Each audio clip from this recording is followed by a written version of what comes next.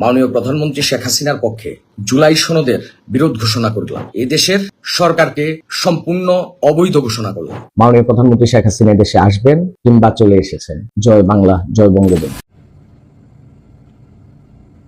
ফটোটা ভালো করে দেখিনি, চেহারার মধ্যে একটা ভাব আছে। ফজলুর করিমের ছেলে বিএনপি নেতা অ্যাডভোকেট ফয়জুল করিম তিনি আওয়ামী লীগে যোগ দিয়ে বসলেন। আর সোশ্যাল মিডিয়াতে এটা অনেকে বলছেন যে ভুয়া, অনেকে বলছেন সঠিক। ঘটনাটা কিন্তু সঠিক। গতকাল বিএনপির এক সাবেক মন্ত্রীর ছেলে আওয়ামী লীগে যোগদান করেছে, কিন্তু কেন?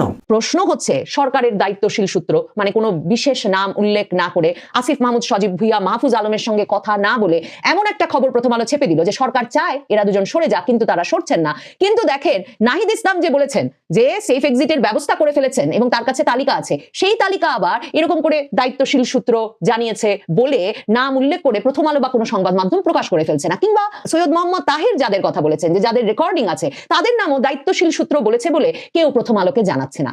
এই বিষয়গুলো খুব তাৎপর্য। রাষ্ট্র হিসেবে বাংলাদেশের সবচেয়ে সংগঠিত শক্তি সেনাবাহিনী এখন প্রশ্নের মুখে।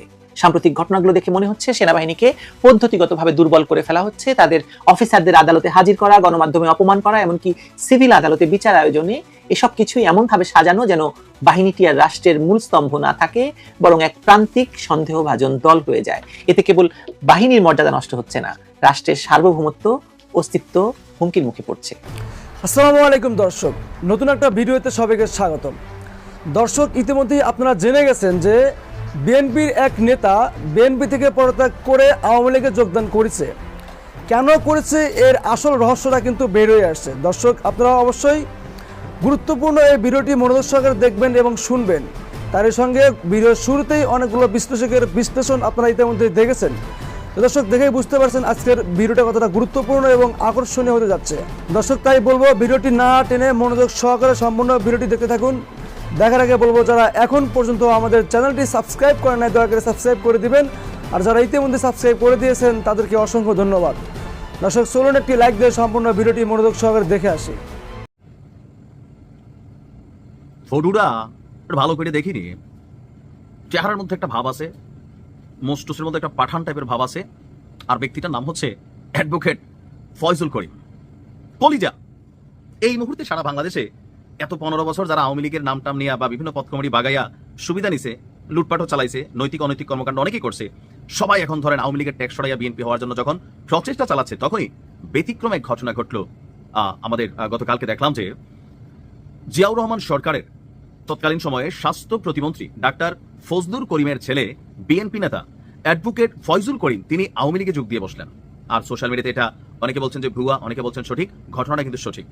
আওয়ামী লীগের নেতাকর্মীরা সামাজিক যোগাযোগ মাধ্যমে এই তথ্য দিয়েছে যে তিনি গত 20 সেপ্টেম্বর অনুষ্ঠিত জেলা বিএনপির সম্মেলনের আগের কমিটির সদস্য ছিলেন এবং জাতীয়তাবাদী আইনজীবী ফোরামের সাথেও যুক্ত ছিলেন। তো কেন আওয়ামী লীগের এই দুর্দিনে বিএনপি থেকে, যেখানে বিএনপি রাষ্ট্র ক্ষমতায় যাবে এক ধরনের নিশ্চিত অবস্থান আছে, তিনি কেন ভাই বিএনপি ছাড়া আওয়ামী লীগে আসলেন? তো তার একটাই বক্তব্য, আওয়ামী লীগ মুক্তিযুদ্ধের সপক্ষের দল, ধর্মনিরপেক্ষ, দেশপ্রেমিক।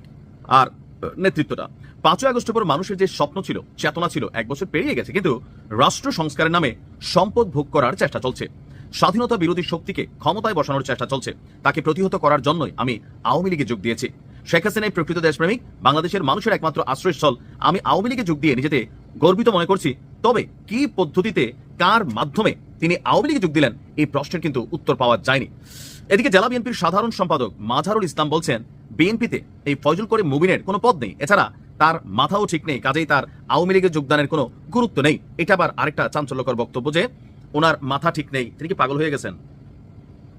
দলীয় পদ নাই থাকতে পারে, আগে ছিল, বিষয়টা এরকম। তো এই বিষয় নিয়ে সোশ্যাল মিডিয়াতে একটু ধরেন নানান বক্তব্য আছে যে তার এলাকা কোনটা, তিনি কোন এলাকার মানুষ। আমরা কিন্তু গণমাধ্যমে স্পষ্ট এইটার কোনো তথ্যপাত্র আমি খুঁজে পাই নাই। বার্তাবাজার যেই নিউজটা করছে, এখানে কোন এলাকার ঘটনা আমি সেটাও জানি না। তবে এই ঘটনা যারা দেখছেন, আমার ধারণা বার্তাবাজারও তারা যারা নিউজ করেন, বুঝে শুনে নিউজ করেন, কিন্তু মূলধারার গণমাধ্যমে নিউজটা ওইভাবে কাভার হয় নাই। জাগো নিউজের নামে যেটা কাভার হয়েছে, আমি এটারও একটা প্রতিবেদন দেখলাম। এর পাশাপাশি প্রথম সারির গণমাধ্যম সমকালও আমি এই নিউজটা দেখেছি, তবে কোথাও বেশি বিস্তারিত পাইনি। তবে যতদূর আমি ঘাটাঘাটি করলাম যে ওনার বাড়ি সম্ভবত কিশোরগঞ্জে, তিনি কিশোরগঞ্জের বাসিন্দা।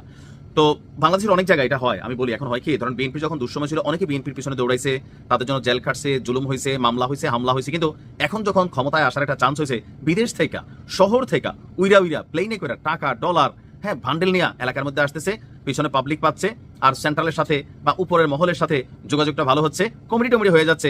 যারা ত্যাগী নেতা কর্মী ছিল তারা অনেকেই জায়গা পাচ্ছে না, আর এজ এ রেজাল্ট অনেকের মধ্যে প্রচন্ড অভিমান। হয়তোবা তিনি তাদের মধ্যে একজন। কারণ আমি আওয়ামী লীগের সময় দেখছি যারা দলের ত্যাগী নেতা কর্মী এদেরকে আওয়ামী লীগ দূরে রাখছে। চোর বাটপার ম্যাক্সিমাম লুটপাটকারী, তারপর ধরেন হাইব্রিড, এদের আধিপত্য দলের মধ্যে ছিল। এজ এ রেজাল্ট দিন শেষে যখন দলের দুর্দিন তখন কাউকে খুঁজে পাওয়া যাচ্ছে না, কারণ তারা তবে সুবিধা নিতে আসছে। তো বিএনপির মধ্যেও গেল 15 থেকে 17 বছর যারা মূল রাজপথের কর্মী ছিল, এই জিনিসগুলো আওয়ামী লীগ বিএনপিতে হয়, জামাতে কিন্তু এটা হয় না। আপনি দেখবেন জাতীয় পার্টিতে হয়, জামাতের এই জায়গাটা একটু ভিন্ন। তো স্বাভাবিকভাবে অনেক নেতা কর্মীর মনে ক্ষোভ থাকে, যার এত বছর রাজনীতি করলাম, এই করলাম সেই করলাম, দিন শেষে এখন এলাকার মধ্যে একটা পুষ্পদবি পাইলাম না, যা একদম আওয়ামী লীগের। এই ঘটনা হঠাৎ করে ঘটে যায়নি, ধাপে ধাপে সবকিছু তৈরি হয়েছে। আগে পুলিশকে অকার্যকর করা হলো, তারপর অন্যান্য সশস্ত্র বাহিনীর উপর নানা অজুহাতে চাপ বাড়ানো হলো, এখন এসেছে সেনাবাহিনীর পালা। একসাথে সবকিছু করা সম্ভব নয়, তাই এটা করা হচ্ছে ধীর গতিতে, যেন মানুষ অভ্যস্ত হয়ে যায়। মাঝে মাঝে সরকার বা ইউনূসের পক্ষ থেকে আশ্বাস দেওয়া হয় আর গ্রেপ্তার হবে না, পরিস্থিতি স্বাভাবিক থাকবে, কিন্তু এই আশ্বাস কাগজের মতো ভঙ্গুর। কয়েকদিন শান্তি, তারপর আবার নতুন অভিযোগ, নতুন গ্রেপ্তার, নতুন নাটক। এতে সেনাবাহিনীর ভেতরে ভয়, সন্দেহ, অস্থিরতা তৈরি হচ্ছে। এই অস্থিরতাই হয়তো তাদের চাওয়া। ফেব্রুয়ারিতে নির্বাচন হবে না, এটা এখন গোপন কিছু নয়, সবাই জানে, কিন্তু সেটা ঠেকাতে যে নাটক চলছে তার প্রথম দৃশ্য শুরু হয়েছে সেনাবাহিনীকে ঘিরে। একদিকে কর্মকর্তাদের গ্রেপ্তার, অন্যদিকে দ্রুত বিচার এবং শাস্তির আয়োজন। এতে একটা বিশৃঙ্খল পরিবেশ তৈরি হয়েছে। পরে বলা যাবে নির্বাচন করার মতো পরিস্থিতি নেই, এটাই উদ্দেশ্য। এভাবেই দেশের রাজনৈতিক কাঠামো ভেঙে দিয়ে একটি নতুন বাস্তবতা তৈরি করা হচ্ছে, যেখানে সেনাবাহিনী ভীত, দুর্বল, আর দেশের নিয়ন্ত্রণ অন্য কারো হাতে। এই অন্য কেউ কারা তা নিয়ে এখনো অনেকে মুখ খুলতে ভয় পান, কিন্তু ইঙ্গিত দিয়ে দেন।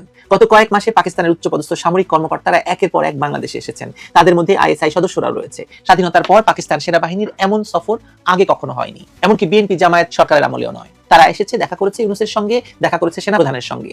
এসব বৈঠকের বিষয়বস্তু কেউ জানে না, কিন্তু এত কিছুর মধ্যে একটা প্রশ্ন আসলে উল্লেখ করতেই হয়। বাংলাদেশ কি আবার এমন এক চক্রে ঢুকে পড়ছে যেখানে দেশের সেনাবাহিনীকে ভেঙে দিয়ে রাষ্ট্রের নিয়ন্ত্রণ জঙ্গিবাদী শক্তির হাতে তুলে দেওয়া হবে? ইতিহাসে এর আগে কি এমন হয়েছে কোথাও? আমরা আফগানিস্তানের কথা জানি, সিরিয়া বা ইরাকের কথা মনে করি। সেখানে বিদেশি শক্তি যুদ্ধ শেষে ক্ষমতা দিয়েছে এমন এক গোষ্ঠীর হাতে যারা জঙ্গিবাদের প্রতীক। তাদের প্রথম টার্গেট ছিল সেনাবাহিনী। একবার সেই বাহিনী ভেঙে গেলে পুরো দেশে তাদের দখলে চলে গেছে বা চলে যায়। বাংলাদেশে এখন যে প্রক্রিয়া চলছে তা ভয়ঙ্কর ভাবে সেই কৌশলের মতো, ইরাকের মতো, সিরিয়ার মতো, আফগানিস্তানের মতো সেনাবাহিনীকে সরিয়ে দিয়ে একটা মিলিশিয়া বাহিনীর হাতে ক্ষমতা তুলে দেওয়া। আগে পুলিশের বিশ্বাসযোগ্যতা ধ্বংস করা হয়েছে, তারপর সেনাবাহিনীর শৃঙ্খলা ভাঙা হয়েছে, শেষে দেশের নিয়ন্ত্রণ অচেনা শক্তির হাতে তুলে দেওয়ার প্রক্রিয়াও শুরু হয়ে গেছে। একটি বাহিনীর শক্তি তার অস্ত্রে নয়, তার শৃঙ্খলায়। আজ সেই শৃঙ্খলার উপর হাত দেওয়া হয়েছে। সেনা কর্মকর্তাদের নিয়ে প্রকাশ্যে অপমান করা হচ্ছে, সামাজিক মাধ্যমে তাদেরকে ব্যঙ্গ করা হচ্ছে, সেনাপ্রধানকে হুমকি দেওয়া হচ্ছে, অফিসারদের তুইতকারী করে হেয় করা হচ্ছে। এসব দেখে বাহিনীর ভেতর মনোবল নষ্ট হচ্ছে, বিভাজন তৈরি হচ্ছে। এই বিভাজনই সবচেয়ে বড় ভয়ঙ্কর, কারণ শত্রু যদি বাহিনীর বাইরে থাকে তাকে মোকাবেলা করা যায়, কিন্তু শত্রু যদি বাহিনীর ভেতর ঢুকে পড়ে তখন প্রতিরোধ অসম্ভব হয়ে পড়ে। যে কর্মকর্তাদের বিরুদ্ধে অভিযোগ আনা হয়েছে তাদের বিচার হওয়া উচিত, কিন্তু সেটা হতে হবে সামরিক আদালতে। সামরিক বাহিনীর নিজস্ব আইন আছে, সেটা অনুসারে দেশদ্রোহ, রাষ্ট্রবিরোধী কর্মকাণ্ড কিংবা সেনা শৃঙ্খলা ভঙ্গের মতো অপরাধের বিচার হয়। কিন্তু 1975 সাল থেকে 1980 সাল পর্যন্ত এমন শত শত বিচার হয়েছে। তখনকার সরকারগুলো সামরিক আইনের মাধ্যমে সেটা করেছে। আজ হঠাৎ কেন বেসামরিক আদালতের আশ্রয় নিতে হবে? এটা আইনের প্রয়োগ নয়, বরং শৃঙ্খলা ভাঙার রাজনৈতিক সিদ্ধান্ত। এখন যদি শত শত অফিসারকে বেসামরিক আদালতে আনা হয়, তাহলে ভবিষ্যতে এই ধারাটাকে থামাতে পারবে না। একদিন দেখা যাবে সেনাবাহিনী নামের প্রতিষ্ঠানটা বিলুপ্ত করে দেওয়া হয়েছে। যে বাহিনী 71-এ পাকিস্তানি সেনাদের বিরুদ্ধে অস্ত্র ধরেছিল, সেই বাহিনী আজ অপমানিত। দেশের মানুষ প্রশ্ন করছে, এটা কি সেনাবাহিনীকে ধ্বংস করার কোনো পরিকল্পনা? যদি বাহিনী দুর্বল হয় তাহলে জঙ্গিবাদ রাষ্ট্র ক্ষমতা দখল করতে সময় নেবে না মোটেও। আজকে যেসব ইঙ্গিত দেখা যাচ্ছে, রাষ্ট্র সেদিকে এগুচ্ছে। আন্তর্জাতিক জঙ্গি গোষ্ঠীগুলোর সদস্যরা বিনা বাধায় বাংলাদেশে ঢুকছে বলে আমরা জানি এবং অভিযোগও আছে। তারা প্রস্তুতি নিচ্ছে, তারা জানে তাদের প্রধান বাধা এই সেনাবাহিনী এবং পুলিশ। তাই এখন তাদের লক্ষ্য এই দুই বাহিনীকে অকার্যকর করে দেওয়া। জুলাই আগস্টের ঘটনাগুলোর দিকে যদি চোখ ফেরাই, তাহলে আমরা শুনতে পাই যে তরুণ সেনা অফিসাররা তখন জনগণের উপর গুলি চালায়নি, কিন্তু বিষয়টি সেনাপ্রধান রাজনৈতিকভাবে সামলে দেন। কেন এমন হয়েছিল তা কেউ ব্যাখ্যা দেয়নি। আবার প্রশ্ন উঠেছে, কেন গণভবনের নিরাপত্তায় বিমান বাহিনীকে বাধা দেওয়া হয়েছিল, কেন শেখ হাসিনাকে সরানোর খবর সেনাপ্রধানের অজানা ছিল? এসব প্রশ্নের উত্তর একদিন আসবে, কিন্তু এখন যেটা স্পষ্ট তা হলো দেশের সামরিক কাঠামো ভেতর থেকে ভেঙে পড়েছে, তছনছ হয়ে গেছে। আর যারা বলছে সেনাবাহিনীকে নিয়ে উদ্বিগ্ন হওয়ার কিছু নেই, তারা হয়তো ভুল করছে। এই বাহিনী কেবল একটা প্রতিষ্ঠান নয়, একটি রাষ্ট্রের মেরুদণ্ড। একে দুর্বল করে দিলে দেশ রক্ষা করা যাবে না। বাহিনীকে ধ্বংস করে যারা ক্ষমতায় টিকে থাকতে চায় তারা বুঝে না, একবার সেনাবাহিনী ভেঙে গেলে আর কোনো সরকারি নিরাপদ থাকবে না। তখন রাষ্ট্র থাকবে, কিন্তু সেটা হবে কাগজের ওপর একটি নামমাত্র সত্তা, যেখানে আইন, নিরাপত্তা, বিচার সবকিছু নিয়ন্ত্রণ করবে উগ্রপন্থী এবং তাদের পৃষ্ঠপোষক বিদেশি শক্তি। বাংলাদেশের সেনাবাহিনী নিখুঁত নয়, কেউ বলে নাই। বাংলাদেশের সেনাবাহিনীর অনেক ভুল আছে, ব্যর্থতা আছে, অপরাধ আছে, কিন্তু তাদের প্রতি অবিশ্বাস এবং অপমান শুধু বাহিনী নয়, পুরো জাতিকে দুর্বল করছে। যে বাহিনী স্বাধীনতার প্রতীক, তাকে যদি ধ্বংস করা হয় তাহলে দেশও ধ্বংস হবে। এখন সময় ভয় পাওয়ার নয়, সময় ভাববার। যারা বাংলাদেশটাকে ভালোবাসেন তাদের সবার সামনে এখন একটাই প্রশ্ন, আমরা কি আমাদের দেশের সেনাবাহিনীকে হারাতে দেব, হারতে দেব? আর তার সঙ্গে হারাবো নিজেদের সার্বভৌমত্ব, স্বাধীনতা? দেশটা কি তাহলে জঙ্গিদের দখলে চলে যাবে? সেনাবাহিনী শেষ, জঙ্গিদের বাংলাদেশ। ইউনূসের অন্তর্বর্তীকালীন সরকারের দুই ছাত্র উপদেষ্টা আসিফ মাহমুদ সজীব ভুঁইয়া আর মাহফুজ আলমকে সরকার থেকে সরিয়ে দেওয়াই এখন যে সবচেয়ে বড় রাজনৈতিক সংকট হিসেবে একটা চিত্রায়িত করার প্রচেষ্টা সব দিক থেকে খুব জোরদার হয়েছে, তার প্রমাণ হিসেবে, তার একদম মোক্ষম উদাহরণ হিসেবে প্রথম আলো একটা খবর দিয়েছে, যেখানে তারা বলছে যে সরকারের দায়িত্বশীল সূত্র প্রথম আলো পত্রিকাকেই জানিয়েছে যে অন্তর্বর্তী সরকারের শীর্ষ পর্যায় থেকে দুই ছাত্র প্রতিনিধি উপদেষ্টাকে সেপ্টেম্বরের মাঝামাঝি সময়ের মধ্যে পদত্যাগের পরামর্শ দেওয়া হয়েছিল। এখন দেখেন, এমন ভাবে পত্রিকাটি খবর দিল এমন একটা সময়ে যখন যমুনায় গিয়ে বিএনপি সরাসরি সরকারকে নিরপেক্ষ তত্ত্বাবধায়ক সরকারের ভূমিকা নেওয়ার জন্য দলীয় উপদেষ্টাদের পদত্যাগ করানোর পরামর্শ দিয়ে এসেছে। শুধুমাত্র যমুনায় বলেছেন তাই নয়, সেই নেতৃবৃন্দ দেখা যাচ্ছে তারপর দিন থেকে বিভিন্ন সমাবেশেই এই কথা বলছেন যে দলীয় উপদেষ্টাদের পদত্যাগ করতে হবে। আর আমরা সেই জানুয়ারি ফেব্রুয়ারি মাস থেকেই জানি যে অন্তর্বর্তী সরকারের মধ্যে ছাত্র উপদেষ্টাদেরকে দলীয় উপদেষ্টা হিসেবে বিএনপি চিহ্নিত করে। এখন এই সময়ে প্রথম আলো এই খবরটা দিল, সরকারের দায়িত্বশীল সূত্র তাদেরকে জানিয়ে এলো যে সরকার আগে থেকেই এই দোষমুক্ত হওয়ার প্রস্তুতি নিয়ে রেখেছে এবং তারা তো বলেছিলেনই যে যাতে সেপ্টেম্বরের মাঝামাঝি ছাত্র উপদেষ্টারা পদত্যাগ করেন, কিন্তু না আসিফ মাহমুদ সজীব ভুঁইয়া না মাহফুজ আলম কেউই পদত্যাগে রাজি নন। তো প্রথম আলোতে যে এরকম একটা খবর গিয়ে সরকারের দায়িত্বশীল সূত্র দিল, তার সঙ্গে আপনারা মেলান এই যে নাহিদ ইসলামকে, জাতীয় নাগরিক পার্টির প্রধান নেতা নাহিদ ইসলামকে, যে তিনি যখন বললেন যে সেফ এক্সিট নিয়ে বা তাদের মানে ধন সম্পদ আখের গুছিয়ে বিদেশে পাঠিয়ে অনেক উপদেষ্টারাই রাজনৈতিক দলের সাথে সেফ এক্সিট নেওয়ার আতাত করে ফেলেছেন, সেই খবর প্রকাশের জন্য তিনি কিন্তু আবার সূত্র হয়ে প্রথম আলোতে খবর প্রকাশের সুযোগ পান নাই। তার তখন নিজ উদ্যোগে একটা বেসরকারি টেলিভিশনের ছাদে গিয়ে সাক্ষাৎকার দিয়ে ওই খবরটিকে একটা ভাইরাল খবরে পরিণত করতে হয়েছিল যে ডক্টর ইউনূস সরকারের অনেক উপদেষ্টারাই সেফ এক্সিটের ব্যবস্থা করে ফেলেছেন এবং বিদেশে ধন সম্পদ অর্থ আখের গুছিয়ে রেডি হয়ে আছেন। এই দুটো বিষয় মেলালে আপনাদের বুঝতে অসুবিধা হবে না যে কিভাবে এখন প্রথম আলো এই খবরটিকে একটা প্রধানতম খবরে পরিণত করবার চেষ্টা করছে যে ছাত্র উপদেষ্টারাই অন্তর্বর্তী সরকারের একমাত্র সমস্যা, নির্বাচনের পথের একমাত্র বাধা, এবং তারা দূর হলেই অন্তর্বর্তী সরকার গ্রহণযোগ্য হয়ে ওঠেন এবং বিএনপি সহ রাজনৈতিক দলগুলোর সকল উদ্যোগ মিটে যায়, উদ্বেগ মিটে যায়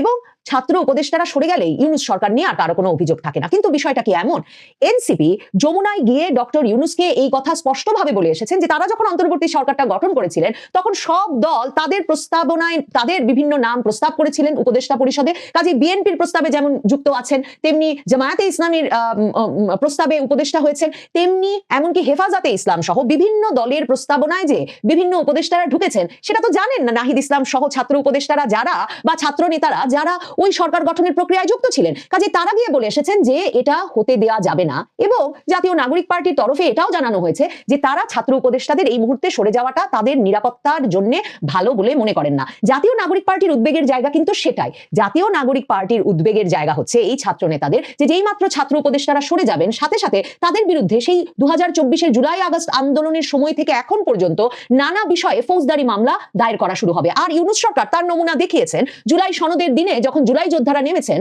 তখন মীর মুগ্ধের বাবা, শহীদ ইয়ামিনের বাবা, এদের বাবারা উপস্থিত থাকার পরেও সেই জুলাই যোদ্ধাদেরকে যেমন বিএনপি নেতা সালাউদ্দিন আহমেদ আওয়ামী লীগের দোসর বলে চিহ্নিত করেছেন, ইউনূস সরকার 4টি মামলা দিয়েছেন অজ্ঞাত পরিচয় 900 জন আসামির বিরুদ্ধে। সেই জুলাই সনদের দিনে জুলাই যোদ্ধাদের পরিচয়ে নেমে যারা বিক্ষোভ প্রদর্শন এবং বিভিন্ন সহিংস ঘটনা ঘটিয়েছেন তাদের বিরুদ্ধে। তাহলে নাহিদ ইসলাম, হাসনাত, সার্জিস, এই আসিফ মাহমুদ সজীব ভুঁইয়া, মাহফুজ আলম তারা জানেন যে মাত্র তারা আর সরকারে থাকবেন না তখন তাদেরকে নিশ্চিহ্ন করে ফেলার ব্যবস্থা হবে। কারণ দেখেন এই প্রথম আলো দিনে রাতে একসময় তথ্য উপদেষ্টা নাহিদ ইসলামের সাক্ষাৎকার নিয়েছে, অথচ আজকে যখন তারা সরকারের দায়িত্বশীল সূত্রে খবর চেপেছে যে আসিফ মাহমুদ আর মাহফুজ আলমকে সরকার থেকে সরে যাওয়ার কথা বলার পরেও তারা সরেন নাই, সেই বয়ানে, সেই পত্রিকার সেই খবরে তারা আসিফ মাহমুদ সজীব ভুঁইয়া, মাহফুজ আলমের কোনো উক্তি আনার প্রয়োজন বোধ করেন নাই।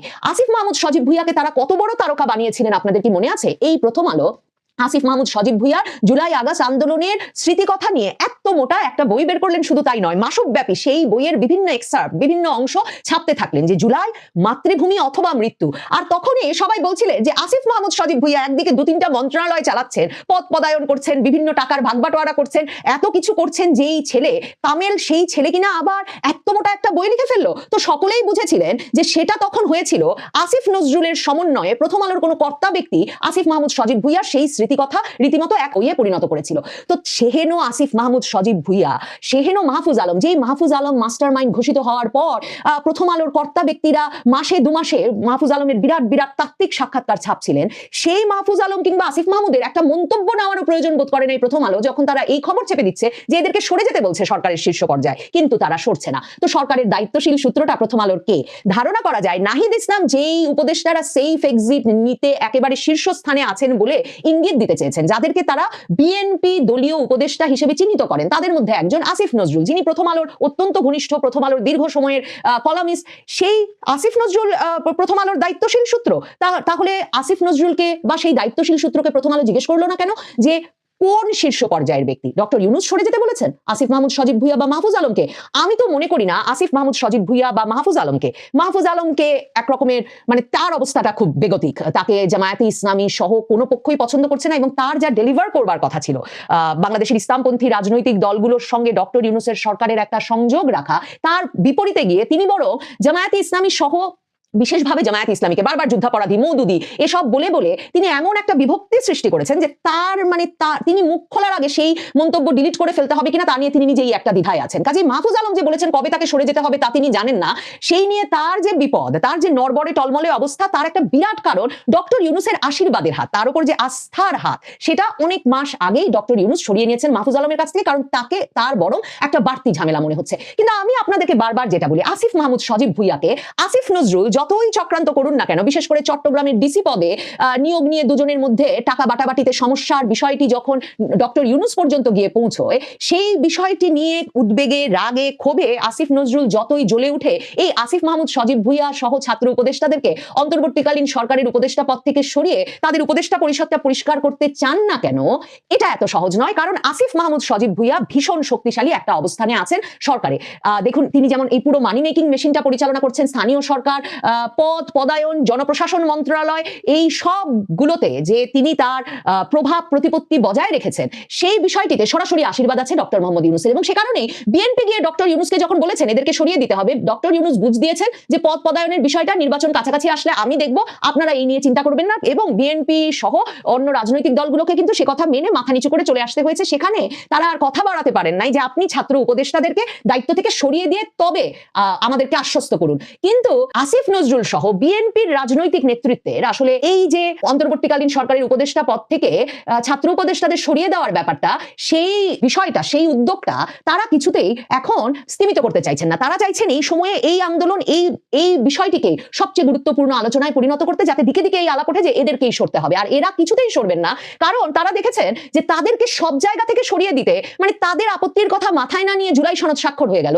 তাদের জুলাই সনদ স্বাক্ষরের দিন জুলাই যোদ্ধাদের বিরুদ্ধে মামলা হয়ে গেল, ঢালাও মামলা, এবং তারা গিয়ে যখন ডক্টর ইউনূসকে বলছেন যে শুধু আমাদেরকে সরিয়ে দিলে হবে না, তাহলে বিএনপি এবং জামাতের যারা প্রস্তাবে যেই উপদেষ্টারা এসেছেন তাদেরও সরাতে হবে, তখনও ডক্টর ইউনূস তাদেরকে আশ্বস্ত করছেন না, তাদেরকে একরকমের ঝুলিয়ে রাখছেন। আর সেই বৈঠকে নিয়ে হাজির হচ্ছেন বিএনপি থেকে যারা প্রস্তাবিত হয়ে উপদেষ্টা হয়েছেন তাদেরকে সহ, মানে আসিফ নজরুল, ওয়াহিদুদ্দিন মাহমুদ, আদিলুর রহমান শুভ্র, এদেরকে নিয়ে তিনি উপস্থিত হয়েছেন, এমনকি এনসিপির সঙ্গে বৈঠকেও। দেখেন, এনসিপির সঙ্গে ঐকমত্য কমিশনের সর্বশেষ যে বৈঠকটি হয়েছে অনানুষ্ঠানিকভাবে, যেখানে তাদেরকে আবারও অনুরোধ করা হয়েছিল যে জুলাই সনদটি স্বাক্ষর করে ফেলতে, প্রথম আলো লিখছে এমনকি সেই বৈঠকেও দলটির পক্ষে অন্য নেতাদের পাশাপাশি অংশ নেন একজন ছাত্র প্রতিনিধি উপদেষ্টাও। আর এনসিপি নেতাদের মত হলো অন্তর্বর্তী সরকার গঠনের সময় বিভিন্ন দলের কাছ থেকে নাম নিয়ে উপদেষ্টা পরিষদ গঠন করা হয়েছে, সেক্ষেত্রে 2 জন ছাত্র প্রতিনিধি উপদেষ্টাকে সরকার থেকে সরে যেতে বলা তাদের কাছে গ্রহণযোগ্য নয়। এই বিষয়টা তারা বুধবারে প্রধান উপদেষ্টা মোহাম্মদ ইউনূসের সঙ্গে বৈঠকেও তুলে ধরেছেন। আর তারপরেই সরকারের দায়িত্বশীল সূত্র প্রথম আলোকে দিয়ে এই খবর দিয়ে দিয়েছে যে আরে আগেই তো বলা হয়েছে ছাত্র উপদেষ্টাদের সরে যেতে, তবু তো তারা সরে যান নাই। এবং প্রথম আলো এর পর লিখছে যে ফেব্রুয়ারির প্রথমার্ধে ত্রয়োদশ জাতীয় সংসদ নির্বাচন হবে, তার আগে ডিসেম্বরের প্রথমার্ধে তফসিল ঘোষণার সম্ভাবনা। এমন পরিস্থিতিতে উপদেষ্টার পরিষদ নিয়ে নানা ধরনের বক্তব্য রাজনীতিতে আলোচনা তৈরি করছে। এবং এর আগে নাহিদ ইসলাম এমন কথাও বলেছিলেন যে উপদেষ্টাদের অনেকেই বিভিন্ন রাজনৈতিক দলের সঙ্গে লিয়াজও করে ফেলেছেন। জামায়াতে ইসলামীর কেন্দ্রীয় নায়েবে আমির সৈয়দ আব্দুল্লাহ মোহাম্মদ তাহেরও কোনো উপদেষ্টার বিরুদ্ধে ষড়যন্ত্রে লিপ্ত থাকার অভিযোগ তুলেছেন। তো প্রশ্ন হচ্ছে, সরকারের দায়িত্বশীল সূত্র মানে কোনো বিশেষ নাম উল্লেখ না করে আসিফ মাহমুদ, সজীব ভুইয়া, মাহফুজ আলমের সঙ্গে কথা না বলে এমন একটা খবর প্রথম আলো ছেপে দিল যে সরকার চায় এরা দুজন সরে যাক, কিন্তু তারা সরছেন না। কিন্তু দেখেন নাহিদ ইসলাম যে বলেছেন যে সেফ এক্সিটের ব্যবস্থা করে ফেলেছেন এবং তার কাছে তালিকা আছে, সেই তালিকা আবার এরকম করে দায়িত্বশীল সূত্র জানিয়েছে বলে নাম উল্লেখ করে প্রথম আলো বা কোনো সংবাদ মাধ্যম প্রকাশ করে ফেলছে না। কিংবা সৈয়দ মোহাম্মদ তাহির যাদের কথা বলেছেন, যে যাদের রেকর্ডিং আছে, তাদের নামও দায়িত্বশীল সূত্র বলেছে বলে কেউ প্রথম আলোকে জানাচ্ছে না। এই বিষয়গুলো খুব তাৎপর্যপূর্ণ। ছাত্র উপদেষ্টাদেরকে দ্রুত সরিয়ে দিয়ে উপদেষ্টা পরিষদকে অভিযোগ মুক্ত করবার একটা চেষ্টা করছেন বলে একটা পক্ষ, বিএনপির ঘরানার উপদেষ্টা পরিষদের সদস্য বৃন্দ বলে এ থেকে একরকমের স্পষ্ট ধারণা পাওয়া যায়। তো দর্শক, আশা করি সম্পূর্ণ ভিডিওটি আপনারা মনোযোগ সহকারে দেখেছেন এবং সবগুলো বিশ্লেষকের বিশ্লেষণ এবং বিস্তারিত আপনারা মনোযোগ সহকারে শুনেছেন। তো দর্শক, আপনারা কি তাদের সাথে একমত এবং বর্তমান বাংলাদেশে কি হতে যাচ্ছে এ বিষয়ে যদি আপনাদের গুরুত্বপূর্ণ মতামত থেকে থাকে তাহলে অবশ্যই আমাদের কমেন্ট বক্সে জানিয়ে দিবেন এবং পারলে ভিডিওটি শেয়ার করে সবাইকে দেখার সুযোগ করে দিবেন। তো দর্শক, থাকছে আজকের মতো এ পর্যন্তই, দেখা হবে নতুন একটা ভিডিওতে।